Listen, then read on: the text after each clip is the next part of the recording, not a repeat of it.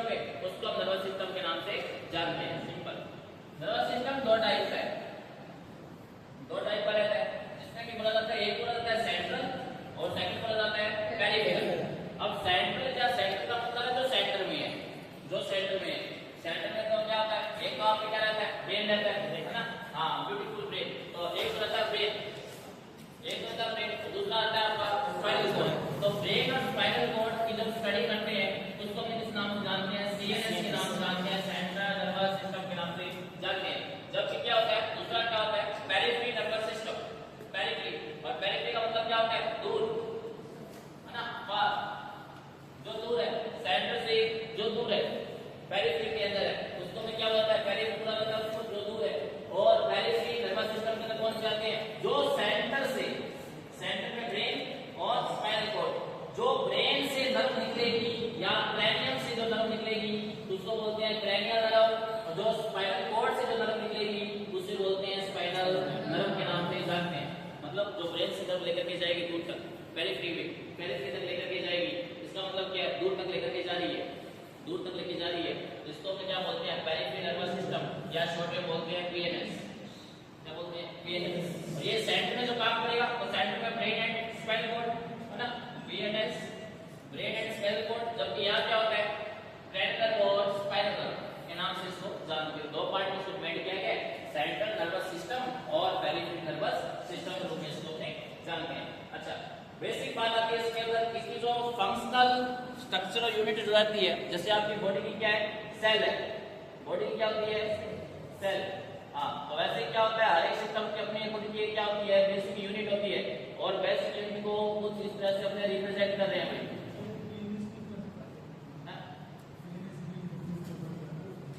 Brain and spinal cord,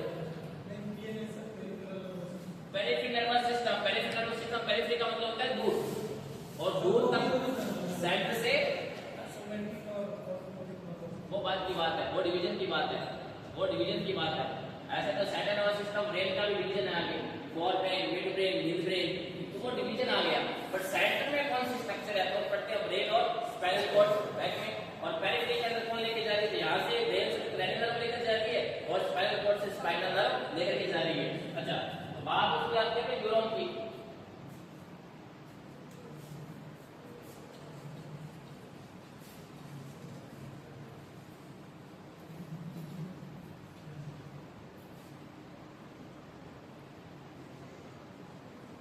धीरे धीरे देख मना धीरे सब कुछ होई है, माने मुझे सो बड़ा रितुवाई करो, धीरे धीरे सब कुछ हो जाएगा। और धीरे धीरे से पहले जो आपका बेसिक स्ट्रक्चर और फंक्शन यूनिट जैसे नर्वस सिस्टम भी बोलते हैं, वो क्या होता है, न्यूरॉन होता है, न्यूरॉन। और ये एमसीक्यू में भी आया गया, इतना इजी एमसीक्यू में आया गया, बेसिक स्ट्रक्चर और फंक्शन यूनिट नर्वस सिस्टम की क्या है। और उसमें भी क्या होते हैं, कई स्टूडेंट क्या होते हैं, बिल्कुल डाकचूक हो जाते हैं, बिल्कुल कंफ्यूज हो जाते हैं एकदम से, क्या हो रहा था, क्या नहीं हो रहा था। पर सेंट्रल नर्वस सिस्टम में न्यूरॉन, ब्यूटीफुल न्यूरॉन,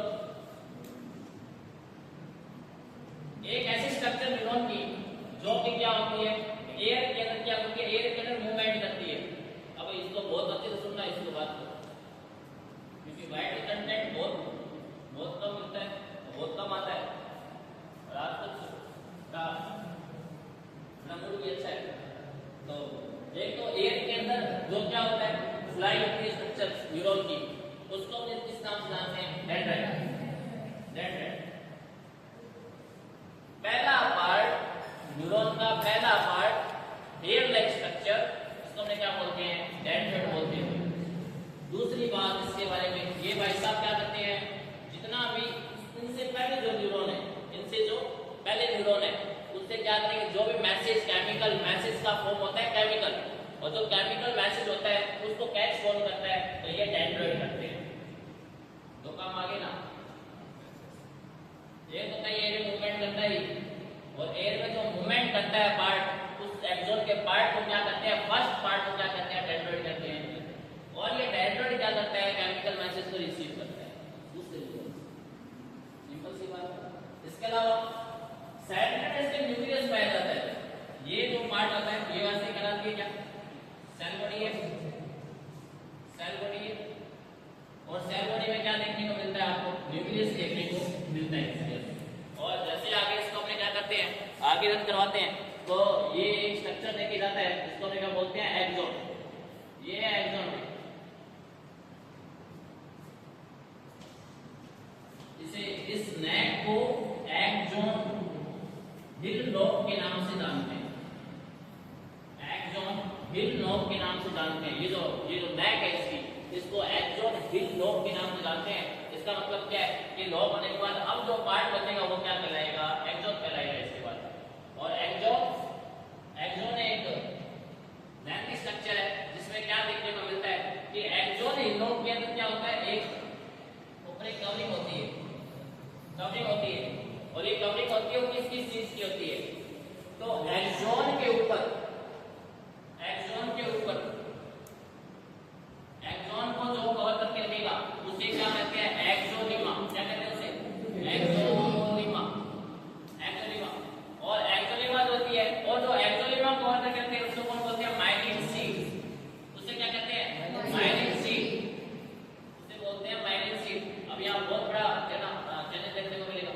तो पहले एक्सॉन के ऊपर एक्सोनिमा के ऊपर माइलिन शीट, और माइलिन शीट के ऊपर कौन है, स्वान सेल। इसके ऊपर भी कौन है, स्वान सेल होती है। और स्वान सेल के ऊपर जो बॉक्स लाइक स्ट्रक्चर होती है,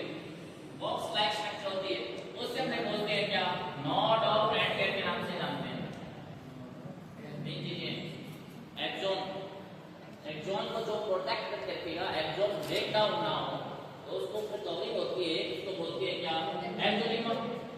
और एक्सोनिमा में क्या हो, ब्रेक डाउन ना हो, एक्सॉन स्मूथली वर्क करे, तो उसके लिए कौन है, तो माइलिन शीट।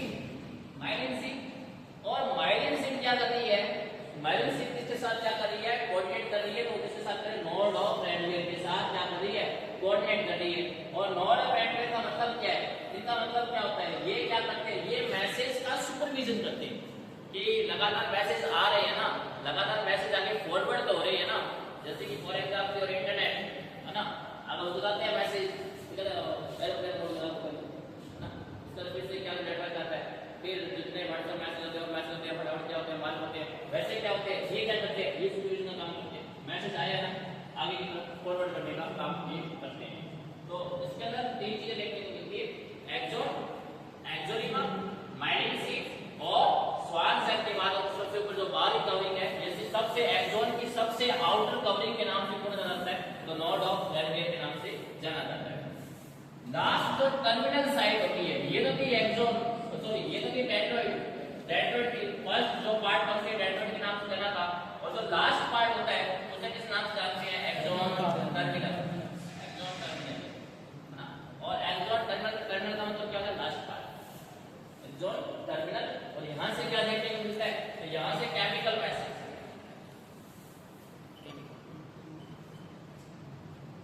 का क्या होता है।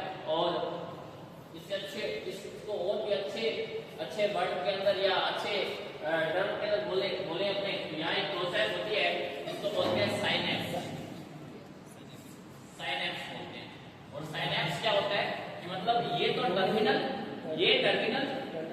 ये जो इसका टर्मिनल है इसे, और दूसरे का क्या, एक्सॉन, दूसरे न्यूरॉन का एक्सॉन, ये एक्सॉन दूसरे न्यूरॉन का, और पहले वाले का एक्सॉन टर्मिनल। जिस पार्ट पे आकर के मिलते हैं, उसको क्या बोलते हैं, साइनेप्स बोलते हैं। क्या बोलते हैं, साइनेप्स बोलते हैं। बहुत इंपॉर्टेंट बात है कि मैसेज कैसे ट्रांसफर हुआ है, तो ये इसने क्या किया, एक्सॉन टर्मिनल से दूसरे न्यूरॉन का क्या था, आपका आया था क्या था, पर्टिकुलर उसको बोलते हैं डेंड्राइट। और डेंड्राइट और ये एक्सॉन टर्मिनल आपस में जिस साइड पे मिलते हैं उसको हम किस नाम से जानते हैं, साइनेप्स के नाम से उसको जानते हैं। तो सिंपल सा वर्डिंग है यहाँ, डेंड्राइट सेल बॉडी का न्यूक्लियस होता है, इसके साथ साथ सेंटर में लास्ट पार्ट क्या देखने को मिलता है, एक्सॉन। और एक्सॉन के ऊपर एक्सोनिमा के ऊपर से रिकवरिंग होती है, इसको बोलते हैं माइलिन शीट। और माइलिन शीट के ऊपर स्वान सेल, और लास्ट जो बॉक्स लाइक स्ट्रक्चर होती है उसको हम क्या बोलते हैं, नोड ऑफ रैंडगेर के नाम से जानते हैं। और नोड ऑफ रैंडगेर क्या करता है, मैसेज का सुपरविजन करता है, मैसेज सुपरविजन का काम करता है। बेसिक बात है। तो ये स्ट्रक्चर अपने भी क्या किए, डिस्कस किए। लेट मी डिस्कस हर एक जो इसके बारे में कुछ इंपॉर्टेंट बुलेटिन्स है न्यूरॉन के बारे में। तो न्यूरॉन क्या है, कितने नंबर में होते हैं? तो बेसिक आप देख पा रहे हैं कि एक बेसिक स्ट्रक्चर और फंक्शन यूनिट है। बेसिक स्ट्रक्चर और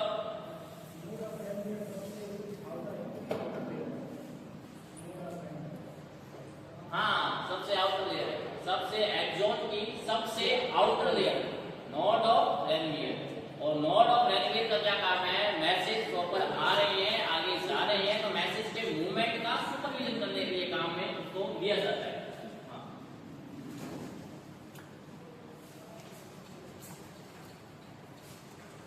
ये कुछ न्यूरॉन माइक्रोस्कोप के बारे में कुछ इंपॉर्टेंट बातें हैं, बुलेटिन्स हैं। और बोला जाता है कि ये सबसे बेसिक स्ट्रक्चर और फंक्शनल यूनिट के नाम से इसको जाना जाता है। इंपॉर्टेंट बात है एमसीक्यू क्या होता है इससे?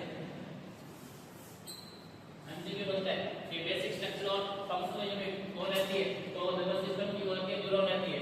दूसरा नंबर का कितने होते हैं? 100 मिलियन। एक बार में कितने होते हैं? एक बार में कितने इक्यू होते हैं? कम हो जाने चाहिए 60,000, 70,000, 1 लाख, 2 लाख, इतने हो जाने चाहिए। 1 लाख की क्या जरूरत थी?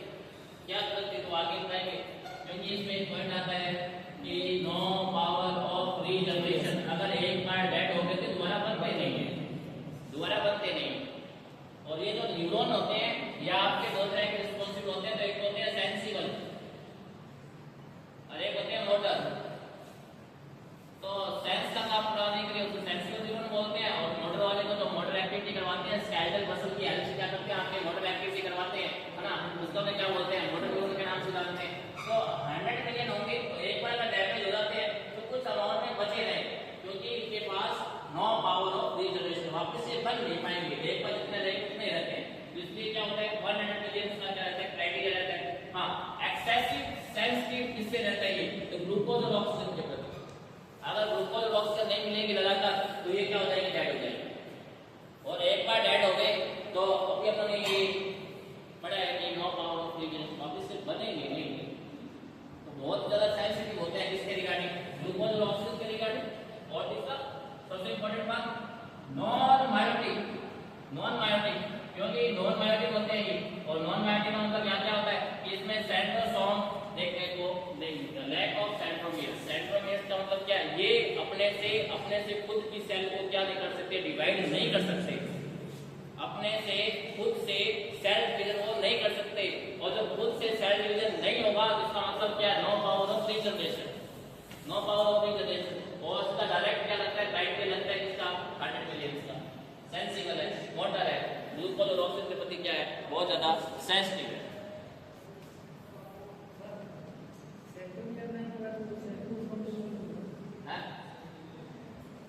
सेंट्रोमियर्स नहीं होंगे, सेल डिवीजन नहीं होगा।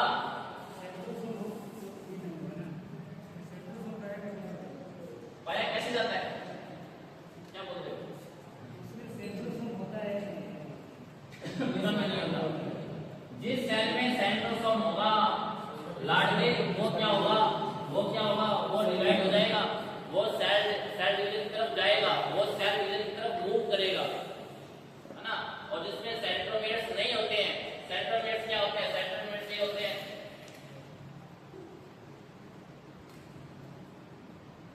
35-36 नंबर पेज पे मिलेगा, मैं चलते हैं आपको उसमें समझ ये ना, है ना?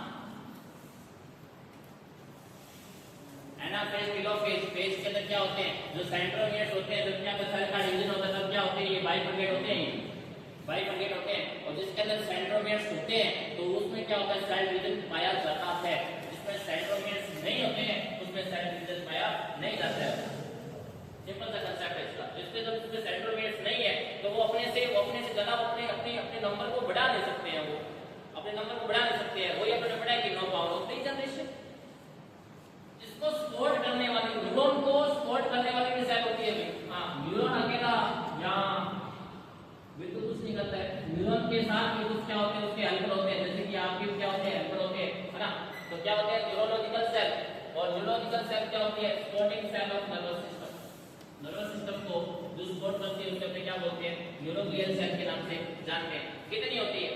अब ये 10 to 50 टाइम 10 से 50 गुना न्यूरॉन 100 मिलियन थे, न्यूरॉन 100 मिलियन थे, तो 100 मिलियन से भी कितना 10 to 50 टाइम्स मोर, 10 से 50 गुना ज्यादा ना। तो इतने नंबर के क्या होते हैं? न्यूरोग्लियल सेल होती है, टोटल न्यूरोग्लियल सेल होती है। और इन टोटल न्यूरोग्लियल सेल को कितने डिवाइड में किया गया है? 5 टाइम्स में डिवाइड किया गया है। ये जो सेल है, ये जो सेल है, यही सेल क्या करती है? आपके लगभग आपके सेंट्रल नर्वस सिस्टम और पेरिफेरल नर्वस सिस्टम में जो स्ट्रक्चर्स बनती है उसको क्या करती है? फॉर्म करने में क्या करती है? हेल्प करती है। और ये 5 टाइप की सेल है न्यूरोग्लियल सेल, जिसमें एक हो जाता है क्या? Oligodendrocyte, oligodendrocyte. उसकी होती है स्वान सेल, इसका होती है एस्ट्रोसाइट, ये सभी का डिस्कस करेंगे। और माइक्रोग्लियल सेल और एपेंडाइमल सेल, है ना। तो ओलिगोडेंड्रोसाइट के जैसे बात करते हैं, सबसे पहले ओलिगोडेंड्रोसाइट के बारे में बेसिक ब्रीफली क्या बताऊं, डिस्कस करते हैं। तो ये क्या करते हैं? सेंट्रल नर्वस सिस्टम की क्या बनाती है? माइलिन शीट बनाती है। सेंट्रल नर्वस सिस्टम में आपका ब्रेन और स्पाइनल कॉर्ड होता है, तो उसमें जो न्यूरॉन होते हैं न्यूरॉन में माइलिन शीट बनती है, वो कौन बनाएगा? वो ओलिगोडेंड्रोसाइट। ऐसे ही जो आप पूछ लिया किसको बोलते हैं? क्या स्वान सेल बोलते हैं, स्वान सेल बोलते हैं। तो ये क्या करती है? ये स्वान सेल क्या करती है? पीएनएस, पेरिफेरल नर्वस सिस्टम की क्या होती है? जो माइलिन शीट होती है वो बनाती है। ये सेंट्रल नर्वस सिस्टम की बनाएगी, ये पेरिफेरल नर्वस सिस्टम की क्या बनाएगी? Myelin sheath. दोनों माइलिन शीट बनाती है। ओलिगोडेंड्रोसाइट सेंट्रल नर्वस सिस्टम की और स्वान सेल किसकी बनाती है? पेरिफेरल नर्वस सिस्टम की बनाती है। हां, एस्ट्रोसाइट, एस्ट्रोसाइट स्टार शेप की होती है, स्टार शेप की सेल होती है, सेल होती है। और स्टार शेप की सेल का मतलब क्या है? ये जब हम बात करते हैं कि इन 500 सेल के अंदर सबसे पहले प्राइमरी फैगोसाइटिक सेल कौन सी होती है? प्राइमरी फैगोसाइटिक, फैगोसाइटिक का मतलब क्या है? अगर कोई बाहर से आउटर कोई एकदम से ऑर्गेनिज्म आ जाए तो उसको किल करना है, सबसे पहले अटैक कौन करेगा? जैसे बॉडी में क्या होता है? डब्ल्यूबीसी होती है, है ना। और डब्ल्यूबीसी में क्या होता है? एसिनोफिल होती है। तो वैसे क्या होता है? नर्वस सिस्टम के अंदर अगर कोई बैक्टीरिया आ गया, वायरस आ गया, तो उसके उस पर सबसे पहले उसको अटैक करने के लिए कौन सी सेल होती है? तो वो आपकी होती है एस्ट्रोसाइट।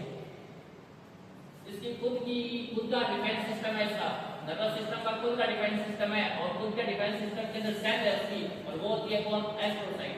प्राइमरी इसको बोलते हैं प्राइमरी फैगोसाइटिक, फैगोसाइटिक सेल के नाम से इसको जानते हैं।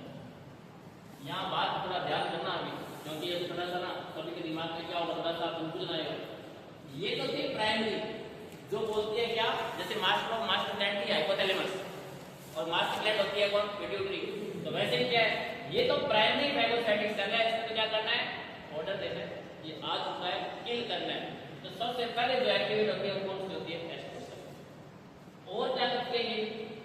ये बीबीबी, ब्लड ब्रेन बैरियर जो बनाती है वो कौन बनाती है? एस्ट्रोसाइट बनाती है। तो star shape primary phagocytic cell और ब्लड ब्रेन बैरियर को जो बनाती है, फॉर्मुलेट करती है, उस सेल का क्या नाम है? उसका नाम न्यूरोग्लियल सेल का नाम है एस्ट्रोसाइट सेल, एस्ट्रोसाइट सेल। इसके अलावा और क्या? Microglial, ependymal, microglial. और जो माइक्रोग्लियल है ये ओवरऑल क्या करती है? ओवरऑल फैगोसाइटिक सेल है, फैगोसाइटिक सेल।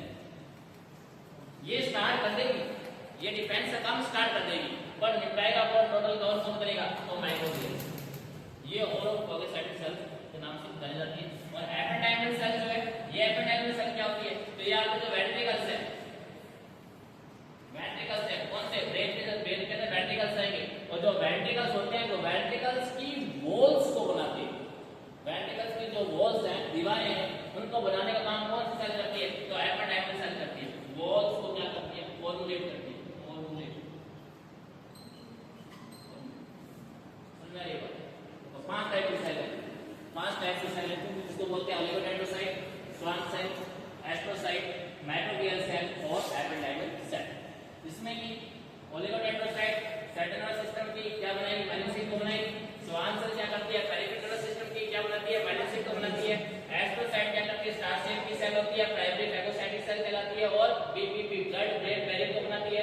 माइक्रोग्लियल सेल क्या करती है, ओरल फैगोसाइटिक सेल है, और लास्ट में जो एपिथेलियल सेल है वो क्या है, वेंट्रिकल्स की वॉल्स को बनाने का काम करती है। 5 टाइप की सेल होती है, इसको बोलते हैं क्या, न्यूरोग्लियल सेल, और ये कैसी सेल होती है, नर्वस सिस्टम को सपोर्ट करने वाली सेल। हां, ब्लड ब्रेन बैरियर का फंक्शन क्या है,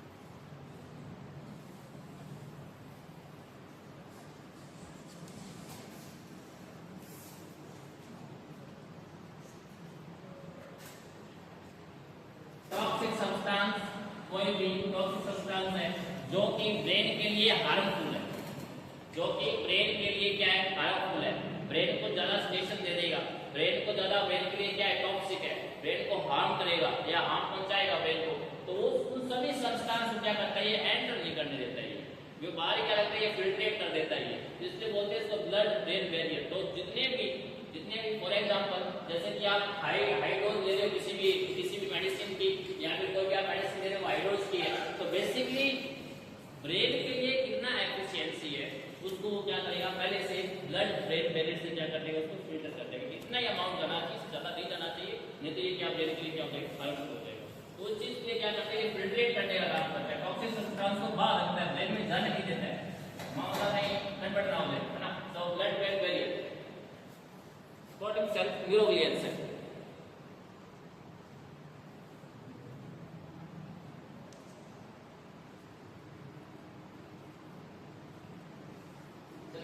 क्लासिफिकेशन ऑफ न्यूरॉन,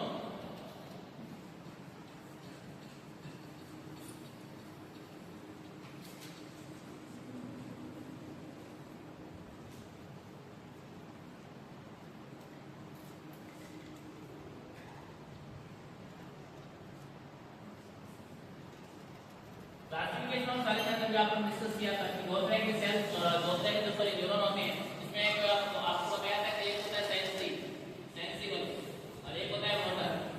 ये तो इनके एक्ट के बेस पे, ये इनके एक्ट के बेस पे कि दो तरह के एक्शन होंगे, एक तो सेंसिबल होगा एक मोटर होगा।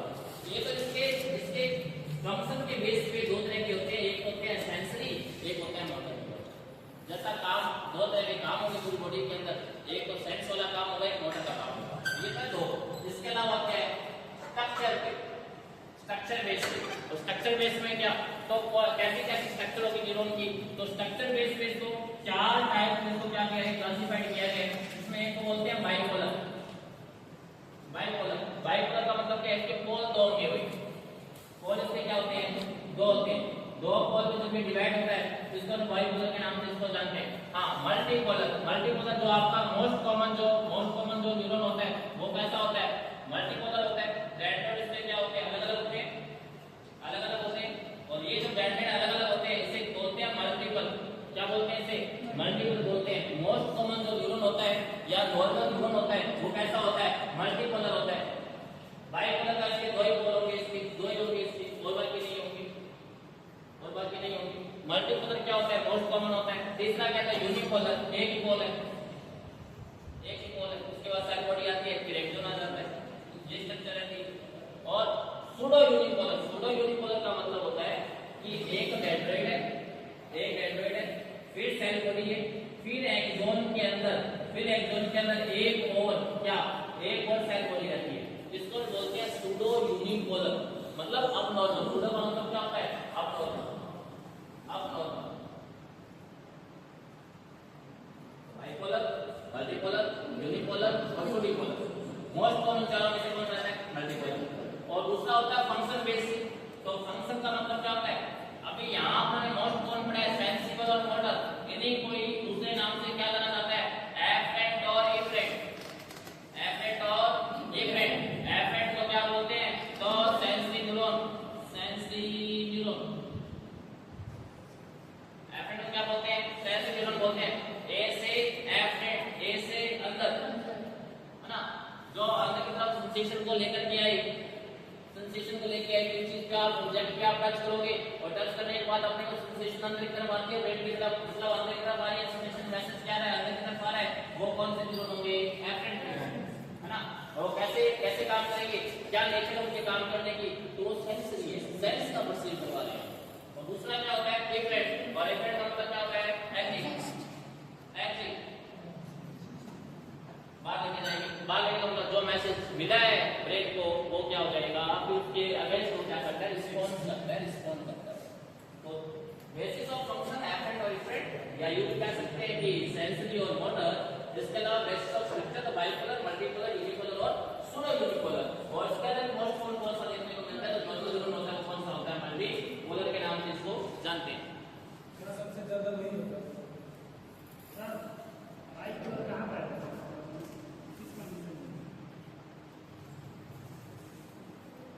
आपके हर एक जवाब का, सॉरी हर एक क्वेश्चन का जवाब आ रहा है 1 बाय 1। अभी तो बोला था धीरे धीरे देखना, धीरे सब कुछ है, धीरे धीरे चल रहे हैं और धीरे सब कुछ जो आपके दिमाग में आ रहा है वो चीजें आपके सामने आ रही है। क्वेश्चन बोला है आपने बाइपोलर कहां देखने को मिलता है, सबसे पहला bipolar from one pole, arise होता है वन पोल से। डेंड्राइट होता है वो कैसा होता है, बाइपोलर में एक पोल होता है उसका, और एक पोल के बाद क्या होता है उसका सेल बॉडी होती है, सेल बॉडी के ऊपर क्या होते हैं दो ही डेंड्राइट होते हैं भाई, जिसको हमने किस नाम से जाना है, जिसको हमने बाइपोलर के नाम से इसको अपने जाना है। मतलब ये ऐसा कुछ स्ट्रक्चर होता है इसको हमने क्या बोलते हैं बाइपोलर न्यूरॉन के नाम से जानते हैं। और ये जो बाइपोलर न्यूरॉन होता है वो कहां देखने को मिलता है, तो first neuron of retina, first neuron of retina. Retina का मतलब क्या है कि रेटिना में जैसे भी लाइट, जब लाइट आती है उसके बाद में क्या होता है, उससे पहले ये रेटिना है, ये रेटिना है, और रेटिना मतलब क्या करता है सेंस, ऑप्टिक नर्व होती है जो वो सेंस प्रोवाइड करवाती है, दोनों को इक्वल करवाती है, दोनों को इक्वल करवाती है, और दोनों को इक्वल सेंस परसीव होता है।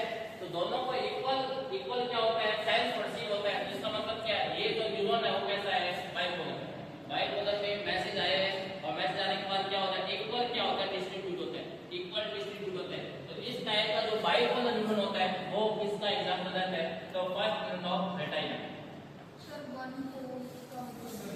वन पोल का मतलब क्या है, यहाँ वन पोल का मतलब क्या रहता है कि जैसे ही ये एक्सोन आपका एक्सोन और सेल बॉडी के बाद, सेल बॉडी के बाद एक ही पोल होता है, एक पोल से क्या होता है एक जगह से दो चीजें निकलती है, दो डेंड्राइट निकलते हैं, एक ही साइड से दो डेंड्राइट निकलते हैं, जबकि नॉर्मली ऐसा नहीं होता है। आपने क्या देखा था अलग अलग डेंड्राइट निकलते हैं, नॉर्मल क्या होते हैं अलग अलग डेंड्राइट निकलते हैं, पर ये क्या बोल रहा है कि एक ही पोल से, एक ही पोल से मतलब क्या है एक ही साइड से, एक ही साइड से दो निकलेंगे, यहां कुछ भी नहीं होगा। जब एक ही साइड से दो डेंड्राइट निकल रहे हैं जिसका मतलब क्या है पोल एक या एक ही पोल के ऊपर दो डेंड्राइट निकल रहे हैं, मतलब बाइपोलर हो गया वो, और एक ही पोल के ऊपर अलग अलग निकल रहे हैं तो वो मल्टीपोलर हो गया जो मोस्ट कॉमन होता है। तो फर्स्ट वन ऑफ रेटिना इसका एग्जांपल रहता है, सेकंड जो रहता है मल्टीपोलर, ये आ गया from multiple pole, from multiple pole arising of multiple dendrite. सभी के क्या होते हैं अलग अलग क्या होते हैं मल्टीपल, मल्टीपल नंबर के अंदर क्या होते हैं डेंड्राइट होते हैं। मल्टीपल पोल सेल बॉडी एक है, अलग अलग इसके पोल है अराइज होने की, और सभी से क्या होता है अलग अलग क्या देखने को मिलता है डेंड्राइट अराइज देखने को मिलता है। तो arising of multiple dendrite example क्या रहता है इसका, ऑल मोटर, जितने भी मोटर न्यूरॉन है, जितने भी मोटर न्यूरॉन है। अब मोटर न्यूरॉन को यहाँ क्यों लिया गया, मोटर न्यूरॉन को क्यों लिया गया कि जैसे ही आपकी बॉडी के अंदर कोई ना कोई क्या होता है स्टिमुलेशन होता है, तो सबसे पहले क्या होता है रिस्पॉन्ड होता है, सबसे पहले क्या होता है रिस्पॉन्ड होता है, और रिस्पॉन्ड होता है तो जितने मल्टीपल होते हैं, जितने मल्टीपल न्यूरॉन होते हैं वो सारे के सारे कैसे होते हैं मोटर न्यूरॉन होते हैं। और मल्टीपल का मतलब क्या है कि किसी भी एंगल से, किसी भी साइड से, किसी भी डायरेक्शन से आपको अगर बॉडी के अंदर क्या आ रहा है स्टिमुलेशन आ रहा है, स्टिमुलेशन आ रहा है तो क्विक रिस्पांस होना चाहिए। और जब इनकी वजह से मल्टीपोलर की वजह से क्या हो पाता है जल्दी से अंदर क्या होता है बॉडी के अंदर मोटर एक्शन हो पाता है। मोटर एक्शन किसकी हेल्प से हो पाता है, तो मल्टीपोलर की वजह से, जो कि मोस्ट कॉमन न्यूरॉन होता है। और जितने ज्यादा न्यूरॉन होंगे उतने ज्यादा क्या होते हैं अपनी मोटर एक्टिविटी क्या होती है ज्यादा होती है। इसलिए जितने भी मोटर न्यूरॉन है वो कैसे होते हैं मल्टीपोलर होते हैं। यूनिपोलर, यूनिपोलर की बात करें तो ओनली वन पोल हाँ अराइविंग ऑफ एक्सॉन, हाँ ये अच्छी बात है। ये क्या होता है, पोल तो एक है, पोल एक है। अब जैसे बताया था कि एक तो ये सेल बॉडी है, दूसरी एक और सेल बॉडी अराइव होती है, अराइव होती है, पर वो दिखती नहीं है, दिखती नहीं है, ये दिखती नहीं है। कुछ सेल बॉडी जैसी स्ट्रक्चर होती है पर विजिबल नहीं होती है, पर अगर ये विजिबल हो जाए तो इसको बोलते हैं सूडो। इसको क्या बोलेंगे, सूडो। ये क्या करती है, इंडिकेट नहीं होती है, सिंपल क्या रहती है, लॉन्गिट्यूडनल स्ट्रक्चर रहती है, जिसको हम बोलते हैं क्या, यूनिपोलर के नाम से जानते हैं। एक ही पोल है इसके ऊपर और एक डेंड्रेट रहेगा, ऐसे एक पोल के ऊपर एक डेंड्रेट रहता है, सिंपल लॉन्गिट्यूडनल स्ट्रक्चर रहती है, जिसको हम किस नाम से जानते हैं, यूनिपोलर न्यूरॉन के नाम से जानते हैं। एग्जांपल रहता है आपका ट्राइजेमिनल नर्व, ट्राइजेमिनल नर्व। अब ट्राइजेमिनल नर्व क्या होती है, एक मिक्स नर्व होती है भाई, यहाँ डिस्कस करी किया जाए, मिक्स नर्व होती है, मिक्स नर्व है। दूसरी क्या होती है, लार्जेस्ट, लार्जेस्ट नर्व होती है। और लार्जेस्ट किसे कहते हैं, किसी एक स्ट्रक्चर में से, एक स्ट्रक्चर में से ज्यादा स्ट्रक्चर डिवाइड होती है, उसको हम क्या बोलते हैं, लार्जेस्ट बोलते हैं। एक स्ट्रक्चर में से, जैसे ये स्ट्रक्चर है, इसी में से एक स्ट्रक्चर ये निकल गई, इसी में से एक स्ट्रक्चर ये निकल गई, इसी में से एक स्ट्रक्चर ये निकल गई, मतलब एक स्ट्रक्चर में से उसके आगे फर्दर जो डिवीजन है वो ज्यादा से ज्यादा हो, उसको हम क्या बोलते हैं, लार्जेस्ट नर्व। लॉन्गेस्ट अलग होती है, लॉन्गेस्ट का मतलब है एक लंबी है ना, पर इसमें उसका डिवीजन ज्यादा नहीं है, पर इसमें क्या इसका डिवीजन ज्यादा होता है, उसको क्या बोलते हैं, लार्जेस्ट बोलते हैं। अब ट्राइजेमिनल की खास बात क्या है, ये मोटर भी है और सेंसरी भी है, दोनों तरह की नर्व होती है, मतलब साइंस भी प्रोवाइड करवाती है और मोटर भी प्रोवाइड करवाती है ना।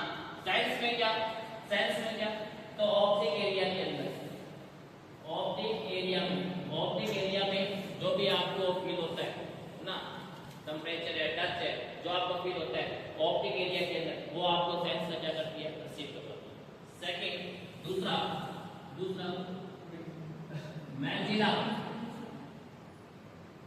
मैक्सिला, मैक्सिला क्या करती है, मैक्सिला यहाँ से आपको क्या होता है, सेंसिबल है ना, जितना भी आप ये कह सकते हैं मैक्सिला के अंदर पेन हो रहा है, टच हो रहा है ना, उसका क्या कराती है, ये अपने क्या करती है, सेंस करवाती है। तीसरा जो मोटर एक्शन है वो क्या करती है, तो वो मास्टिकेशन, मास्टिकेशन।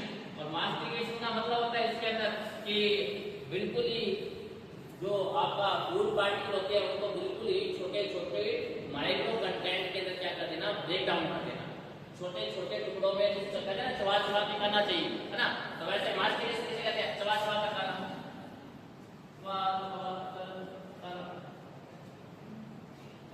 मास्टिकेशन। और मास्टिकेशन क्या एक तरह की मोटर एक्टिविटी है, मोटर एक्टिविटी। जैसी नर्व है, मिक्स नर्व है, सेंसरी मोटर, किसकी, ट्राइजेमिनल नर्व है। कैसा न्यूरॉन होता है इसके अंदर, यूनिपोलर होता है।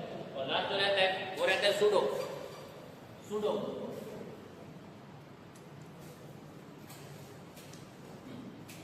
सूडो।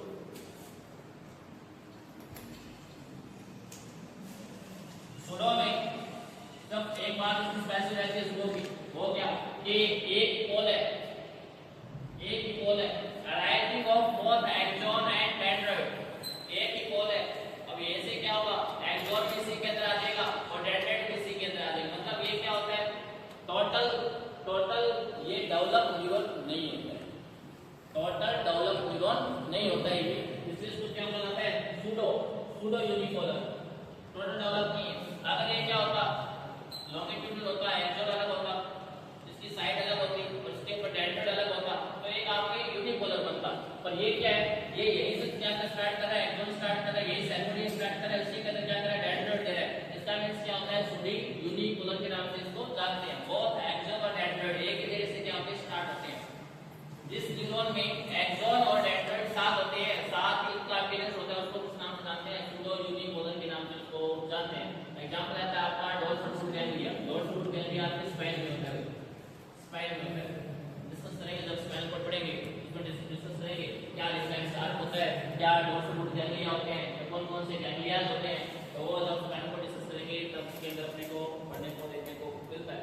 बेसिक ऑफ फंक्शन भी आपको बताया गया था, फंक्शन के बेस पे एफरेट और इफरेट ही थे, और एफरेट का मतलब आपको बताया गया था कम्स आइए, है ना, और आने का मतलब क्या है, साइंस से जुड़ो, साइंस का परसीव होता है ना, फील होता है, अफेक्ट या फिर पेरिफेरी को, दूर वाले एक्सट्रीमिटी को सेंट्रल नर्वस सिस्टम के साथ क्या करता है, कनेक्ट करता है, क्योंकि यहाँ से फीलिंग आती है ना, कोई टच किया है ना, टेम्परेचर ज्यादा था तो उसकी फीलिंग यहाँ से आती है और सेंट्रल नर्वस सिस्टम तक ये मैसेज पहुंचता है, जिसको हम क्या बोलते हैं, एफरेंट का मतलब आना और एफरेंट का मतलब होता है एग्जिट। एफरेंट का मतलब क्या होता है, एग्जिट, जाना जिसे बोलते हैं, है ना। और जाना का मतलब होता है यहाँ कि जो मैसेज आया है उसके अगेंस्ट क्या होता है, कोई रिस्पांस होता है, अगेंस्ट रिस्पांस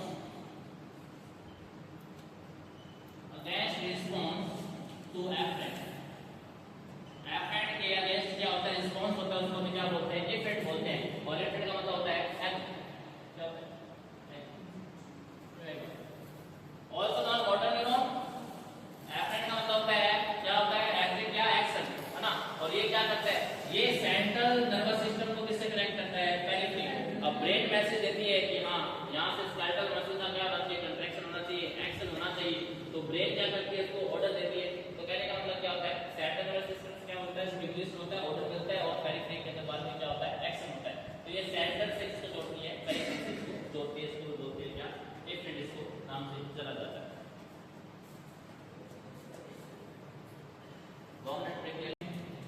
और मेनिंजेस लेयर के अंदर इन्फेक्शन हो चुका है, जिसे मेनिंजाइटिस कहते हैं।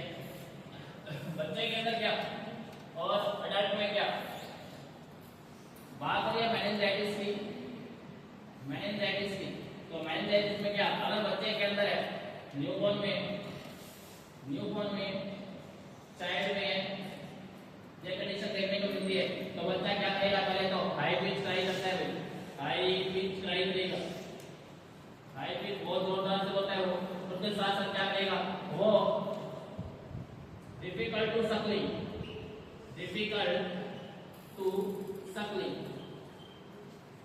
नहीं करेगा वो, बैट नहीं करेगा बच्चा इसके अंदर। दूसरा क्या देखने को मिलता है, हाई पिच क्राई देखने को मिलता है इसके अंदर, है ना। और सबसे इंपॉर्टेंट जो है न्यूबॉर्न या चाइल्ड के अंदर एक आइटम सेट आता है मेनिंजाइटिस का, जिसको हम बोलते हैं ओपिस्टोटोनस। क्या बोलते हैं, ओपिस्टोटोनस।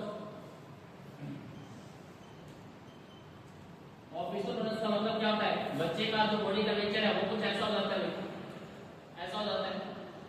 जिसमें हेड और उसकी जो लेग है ना, ये क्या देखने को मिलती है, दोनों डाउन देखने को मिलती है, और ये कर्वेचर देखने को मिलता है बैक के अंदर। तो इस पोस्चर को हम बोलते हैं बच्चे का क्या, ओपिस्टोटोनस पोस्चर के नाम से इसको जानते हैं, मेनिंजाइटिस के अंदर देखने को मिलता है। जबकि मेल जो रहता है, अडल्ट में क्या रहता है, अडल्ट में कहना क्या रहेगा, अडल्ट के अंदर डिसओरिएंट हो जाएगा वो, डिसओरिएंट होता है, कंफ्यूजन। तीसरा क्या देखने को मिलेगा, एनोरेक्सिया, और सीवियर फॉर्म में क्या देखने को मिलेगा, इसके ज्यादा क्या होगा, जैसे प्रोटीन ज्यादा बढ़ेगा तो बैक्टीरियल इन्फेक्शन है, प्रोटीन ज्यादा बढ़ेगा, ग्लूकोज ज्यादा बढ़ेगा, तो सेरिब्रल एडिमा देखने को मिलता है इसके अंदर। और जब सेरिब्रल एडिमा होता है तो उसमें क्या देखने को मिलता है, आपका आईसीपी इंट्राक्रैनियल प्रेशर होता है, वो ज्यादा देखने को मिलता है। तो अलग अलग साइन सिम्टम आते हैं, चाहे आप न्यूबॉर्न में ले लो चाहे एडल्ट के अंदर। लाइट रहता है स्टार्टिंग में, इन्फेक्शन के साथ जब इन्फेक्शन होगा फीवर तो रहेगा, है ना। और इन्फ्लेमेशन होता है, इन्फ्लेमेशन में साइड रेड हो जाती है, टेंडर होती है, लॉस ऑफ फंक्शन हो जाता है, एडिमा होता है ना। और जब नॉर्मल फीवर रहेगा तो फीवर इसको इंडिकेट करता है, आपके इन्फेक्शन को इंडिकेट करता है। ब्रेन की क्लासिफिकेशन में 3 टाइप का क्लासिफिकेशन है, जिसमें कि हम बोलते हैं फोरब्रेन, मिड ब्रेन और इनब्रेन। आपके सामने एक पिक्चर आती है, जिसमें 3 पार्ट में जिसको क्या किया गया है, क्लासिफाइड किया गया है, जिसमें कि फोरब्रेन, मिड ब्रेन और इनब्रेन। फोरब्रेन को क्या बोला जाता है, इसको बोलते हैं अपने pro and saffron. Mid brain को मेसेनसेफ्रॉन, और तीसरा जो रहता है इसको बोलते हैं अपने इनब्रेन, जिसको बोलते हैं अपने लोब एंड सैफ्रॉन के नाम से इसको अपने जानते हैं। तो फोर, मिड और इन 3 तरह के रहते हैं, प्रोएक्सेफ्रॉन, मेसेनसेफ्रॉन और लोब एंड सैफ्रॉन के नाम से जानते हैं। अगर ये नाम याद रहे तो ठीक है, अदरवाइज ये भी क्या, ये भी ऑथेंटिक नाम है आपके फोरब्रेन, मिडब्रेन और इनब्रेन। फोरब्रेन क्या है, फोरब्रेन क्या रहता है, फोरब्रेन को हमने क्या बोला है, प्रो एंड सैफ्रॉन के नाम से इसको जानते हैं। हाँ, नाम जानना भी जरूरी है, क्योंकि समटाइम क्या होता है सिमिलरिटी या सिनोनिम्स आ जाते हैं, तो आपको तो पता होगा, तो डेफिनेटली आप फोरब्रेन को क्या कर सकते हैं, पहचान सकते हैं। तो प्रॉन सेप्टॉन को ये क्या कहते हैं, फोरब्रेन कहते हैं। और ये क्या है, ये टू पार्ट में डिवाइड होता है, टू पार्ट में डिवाइड है। और टू पार्ट में कैसे, तो इसको फोरब्रेन को प्रॉन सेप्टॉन कहते हैं। प्रॉन सेप्टॉन दो पार्ट में डिवाइड है, टैलेंट सेप्टॉन और डाइन सेप्टॉन। टैलेंट सेप्टॉन और डाइन सेप्टॉन। टैलेंट सेप्टॉन, टैलेंट सेप्टॉन, तो टैलेंट सेप्टॉन को क्या कहते हैं अपने, cerebrum. Cerebrum largest part of the brain, 70% क्या करता है, ऑक्यूपाई करता है ब्रेन के पार्ट को। टैलेंट सेप्टॉन के नाम से अपने इसको जानते हैं। जबकि सेकंड क्या कहते हैं इसको अपने, डाइन सेप्टॉन। डाइन सेप्टॉन, और डाइन सेप्टॉन क्या, तो ये फोर स्ट्रक्चर के अंदर क्या होता है, डिवाइड होता है ना। और फोर स्ट्रक्चर कौन कौन सी है, VTLH, VTLH। और V का मतलब होता है बेसल गैंग्लिया, G का मतलब होता है थैलेमस, L का मतलब होता है लिम्बिक सिस्टम, और H का मतलब हाइपोथैलेमस। तो अगर आप इस स्ट्रक्चर में अपने बात करते हैं, तो ये फोरब्रेन होता है फर्स्ट पार्ट ब्रेन का, वो किसके पार्ट में होता है, दो पार्ट में क्या होता है, डिवाइड रहता है। दो में टैलेंट सेप्टॉन और डाइन सेप्टॉन इसका रहता है। और टैलेंट सेप्टॉन, डाइन सेप्टॉन, टैलेंट सेप्टॉन इसका नाम है सेरिब्रम का, और डाइन सेप्टॉन में क्या स्ट्रक्चर आती है, चार स्ट्रक्चर आती है, basal ganglia, thalamus, limbic system और हाइपोथैलेमस के नाम से इसको अपने जानते हैं। सेकंड रहता है इनब्रेन। तो इनब्रेन में फिर से दो स्ट्रक्चर एसोसिएट होती है, इसको हम बोलते हैं क्या, मैटर सेप्टॉन और माइंड सेप्टॉन। इनब्रेन, इनब्रेन के अंदर इनब्रेन के पार्ट, तो इनब्रेन बेसिक, फोरब्रेन, मिडब्रेन और इनब्रेन, तीन में क्लासिफाइड किया था। फोरब्रेन में आपको बताया था कि फोरब्रेन दो पार्ट में क्लासिफाइड है, जिसको बोला गया था एक को टैलेंट सेप्टॉन, एक को डाइन सेप्टॉन बोला गया था।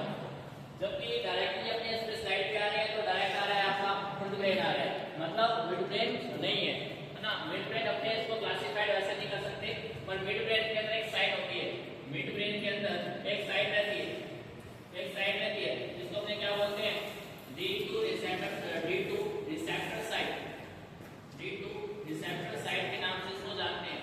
और ये D2 रिसेप्टर साइट क्या करती है, तो आपकी बॉडी के अंदर डोपामिन न्यूरोट्रांसमीटर होता है। क्या होता है, डोपामिन, डोपामिन न्यूरोट्रांसमीटर होता है, न्यूरोट्रांसमीटर ट्रांसमीटर होता है। तो उसको क्या करता है, ये सीक्रेट करता है, ये साइट डोपामिन को सीक्रेट करने में क्या करती है, हेल्प करती है। कौन, मिड ब्रेन।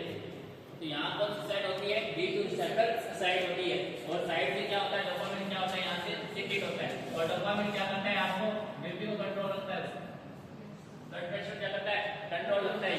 तो ये D2 रिसेप्टर साइड से आता है, मिड ब्रेन से आता है।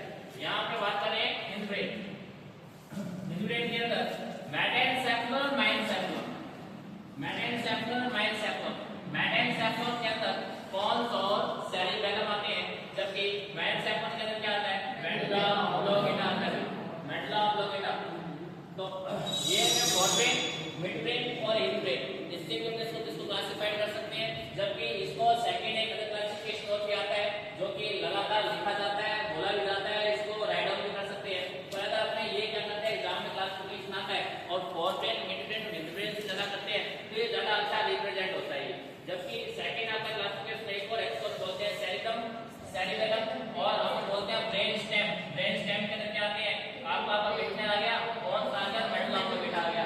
ये शॉर्ट है, बट इतना अच्छा रिप्रेजेंटेटिव नहीं लगता है। जबकि आप फोरब्रेन, मिड ब्रेन और इन ब्रेन को आप रिप्रेजेंट करते हो, तो आप अलग अलग हर एक स्ट्रक्चर को क्या करते हो, उसके अंदर क्लासिफिकेशन देते हो, उसका करते हो रिप्रेजेंटेशन, इसके अंदर आप करते हो, दिखाते हो। तो दो क्लासिफिकेशन है। दो क्लासिफिकेशन के अलावा इंपॉर्टेंट पहला पार्ट, इंपॉर्टेंट पहला पार्ट इसके डिस्कस करेंगे, बाकी का पेंडिंग करेंगे बाद में, है ना। तो लास्ट पार्ट रहता है एफिशिएंसी, आपके लिए एफिशिएंसी मेरी भी है ना। और एफिशिएंसी भी आपके ऊपर से जाएगा, हो सकता है। तो सेरिब्रम पर डिस्कस करेंगे नॉर्मली, और सेरिब्रम के क्या होते हैं, डिस्कस, है ना। हाँ, तो सेरिब्रम क्या है, सेरिब्रम के अंदर सेरिब्रम को क्या बोला गया, टैलेंट सेप्टॉन बोला गया, टैलेंट सेप्टॉन। टैलेंट सेप्टॉन का दूसरा नाम क्या है, सेरिब्रम। सेरिब्रम को क्या कहते हैं, टैलेंट सेप्टॉन कहते हैं। हाँ, टोटल बॉडी वेट का 150। हाँ, ये कह सकते हैं ब्रेन के सबसे ज्यादा मेजर जो पार्ट रहता है या ऐसा पार्ट जो सबसे ज्यादा ब्रेन के अंदर कवर करता है उसको अपने सेरेब्रम के नाम से जानते हैं। और सेरेब्रम सबसे ज्यादा ब्रेन का पार्ट कवर करता है, जिसके हम इसको क्या कहते हैं कि ये सबसे ज्यादा मेजॉरिटी के अंदर बैठे इसी का ही रहता है। तो ओवरऑल जो ब्रेन का वेट है वो कितना होता है, तो अपने ये कह सकते हैं कि किसी भी क्लाइंट का अगर वेट बॉडी वेट क्या है 50 केजी है तो ब्रेन का वेट मोस्टली क्या देखने को मिलेगा 1 केजी देखने को मिलेगा। सिंपल सा कंसेप्ट है इसका कि अगर बॉडी वेट 50 है तो उसका ब्रेन का वेट कितना होगा 1 केजी होगा। इसके अलावा 7% क्या करता है ये ब्रेन के पार्ट ऑक्यूपाई करता है, नो डाउट। इसके साथ लार्जेस्ट पार्ट इसका लार्जेस्ट पार्ट रहता है। लार्जेस्ट पार्ट के साथ साथ क्या देखने को मिलता है शेप कैसे होती है स्फेरिकल, स्फेरिकल शेप होती है, स्फेरिकल शेप होती है। स्फेरिकल शेप के साथ ये दो पार्ट में डिवाइड रहता है, दो पार्ट में डिवाइड रहता है। और जो डिवाइड करती है स्ट्रक्चर उसको हम क्या कहते हैं फ्लैक्स सेरेब्रम के नाम से उसको जानते हैं। अब एक स्ट्रक्चर देखते हैं छोटी सी, जिसमें दो पार्ट रहते हैं, जिसको बोलते हैं राइट हेमिस्फीयर और लेफ्ट हेमिस्फीयर। ये ब्रेन आ चुकी है और ब्रेन के अंदर दो स्ट्रक्चर है, लेफ्ट हेमिस्फीयर राइट हेमिस्फीयर। और एंटीरियर साइड में क्या होता है, सबसे पहले क्या होता है दोनों स्ट्रक्चर डिवाइड होती है, इसी को अपने क्या बोलते हैं फ्लैक्स सेरेब्रम के नाम से जानते हैं। कि दो पार्ट में हेमिस्फीयर को जो साइड क्या करती है बाइफरकेट करती है उसको किस नाम से जानते हैं फ्लैक्स सेरेब्रम के नाम से जानते हैं। जो इसको दो पार्ट में क्या करता है कन्वर्ट करता है, दो पार्ट में डिवाइड करता है, उस स्ट्रक्चर किस नाम से जानते हैं फ्लैक्स सेरेब्रम के नाम से जानते हैं। जो सेरेब्रम को दो पार्ट में डिवाइड किया उसे फ्लैक्स सेरेब्रम। आउटर पार्ट कैसा बना होता है तो ग्रे मैटर का और इनर पार्ट कैसे होता है तो व्हाइट। अंदर से सेरेब्रम को ये कह सकते हैं ये अंदर से कैसा होता है व्हाइट होता है और बाहर से कैसा देखने को मिलता है तो ग्रे मैटर देखने को मिलता है या ग्रे कलर का देखने को मिलता है। ऑलमोस्ट जो सेरेब्रम है वो क्या करता है ऑलमोस्ट आपके क्या करता है सेंसरी और मोटर फंक्शन को क्या करता है कैरी आउट करता है भाई। मोस्टली जितने भी आपके सेंसरी और मोटर फंक्शन है उन सभी को कंप्लीट कराने में कौन रिस्पांसिबल है तो सेरेब्रम है। सेंसरी और मोटर फंक्शन ऑलमोस्ट। और एक स्ट्रक्चर है इसके अंदर जो क्या करती है दोनों हेमिस्फीयर को क्या करती है मिलाती है। जैसे कि अब डिस्कस किया था कि दो हेमिस्फीयर के राइट एंड लेफ्ट हेमिस्फीयर तो एंटीरियर साइड से जब ये डिवाइड हुए थे यहाँ उसको फ्लैक्स सेरेब्रम बोला गया था। और फिर ये पोस्टीरियर पार्ट में आकर के पोस्टीरियर साइड में आकर के वापस एक दूसरे पर वापस मिलते हैं तो इसको हमने क्या बोलते हैं तो इसी को बोलते हैं कॉर्पस कैलोसम बोलते हैं। तो जो पोस्टीरियर पार्ट में आकर के वापस मिले उस साइड को कॉर्पस कैलोसम और एंटीरियर साइड में जब ये क्या होते हैं बाइफरकेट होते हैं तो उसको फ्लैक्स सेरेब्रम के नाम से जानते हैं। चलिए नेक्स्ट आता है इसके साथ कॉर्पस कैलोसम क्या करती है एक स्ट्रक्चर को अराइज करती है। कॉर्पस कैलोसम एक स्ट्रक्चर को अराइज करती है जिसको हम बोलते हैं क्या लैटरल वेंट्रिकल। इसको क्या बोलते हैं लैटरल वेंट्रिकल बोलते हैं। ये कॉर्पस कैलोसम अब आगे जाकर के एक स्ट्रक्चर अराइज करती है, कुछ ऐसे स्ट्रक्चर अराइज करती है। जैसे just below the corpus callosum there is arising of structure of ventricle। Ventricle की स्ट्रक्चर को अराइज करती है और वेंट्रिकल की स्ट्रक्चर को अराइज करती है तो ये दो तरह की दो पार्ट में स्ट्रक्चर डिवाइड होती है और लेफ्ट साइड और राइट साइड दोनों साइडों में। और दोनों साइड में जब अराइज होती है तो इसको कंबाइन में क्या बोला जाता है लैटरल वेंट्रिकल नहीं बोला जाता है। लैटरल वेंट्रिकल या left lateral ventricle right lateral ventricle और दोनों को कंबाइन होने से क्या बोलते हैं लैटरल वेंट्रिकल बोलते हैं। सिंपल सी बात है। तो आल्सो नॉन जब क्या होता है लैटरल वेंट्रिकल बनते हैं तो जो लैटरल वेंट्रिकल को ये lateral ventricle left lateral right lateral ventricle इन दोनों को जो क्या करता है डिवाइड करता है। इन दोनों वेंट्रिकल को जो साइड जो वॉल डिवाइड करती है उसे हम किस नाम से जानते हैं सेप्टम लूसिडम के नाम से इसको हमने जानते हैं। तो कॉर्पस कैलोसम ने क्या किया एक स्ट्रक्चर बनाई, उस स्ट्रक्चर को नाम दिया था लैटरल वेंट्रिकल। लैटरल वेंट्रिकल के अंदर एक स्ट्रक्चर बनी जो इसको दो पार्ट में डिवाइड कर रही थी, उसको बोल दिया सेप्टम लूसिडम। सेप्टम लूसिडम और सेप्टम लूसिडम क्या बनाती है लेफ्ट लैटरल वेंट्रिकल और राइट लैटरल वेंट्रिकल क्या बनाती है इसको बनाती है। वेंट्रिकल्स शॉर्ट नोट में आया गया क्वेश्चन आपके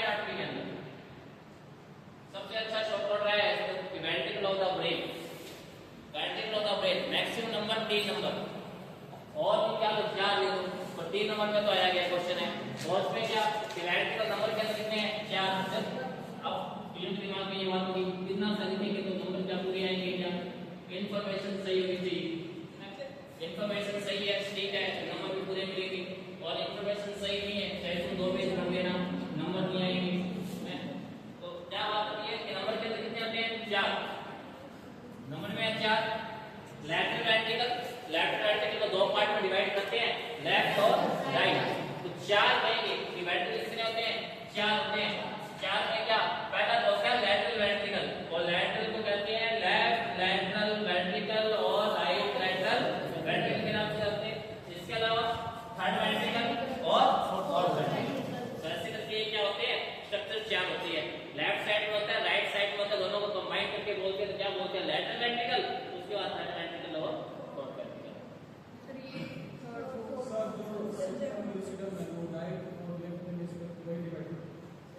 सेप्टम लूसिडम क्या डिवाइड करेगा, सेप्टम लूसिडम है वो एक स्ट्रक्चर है जो कि राइट और लेफ्ट वेंट्रिकल को क्या करता है डिवाइड करते हैं। राइट लैटरल वेंट्रिकल और लेफ्ट लैटरल वेंट्रिकल को 2 साइड डिवाइड करके उसे सेप्टम लूसिडम कहते हैं, है ना। और जो ये वेंट्रिकल की स्ट्रक्चर को बनाती है तो इसके बाद बनता है तो कॉर्पस कैलोसम के बाद ये स्ट्रक्चर बनती है, जिसे बोलते हैं लैटरल वेंट्रिकल। और लैटरल वेंट्रिकल के अंदर भी इनको दो पार्ट में डिवाइड करके उस स्ट्रक्चर को अपने क्या बोलते हैं सेप्टम लूसिडम के नाम से जानते हैं उसको, और 4 नंबर में होते हैं, तो 2 लैटरल, 1 थर्ड और 1 फोर्थ वेंट्रिकल के नाम से इसको जानते हैं।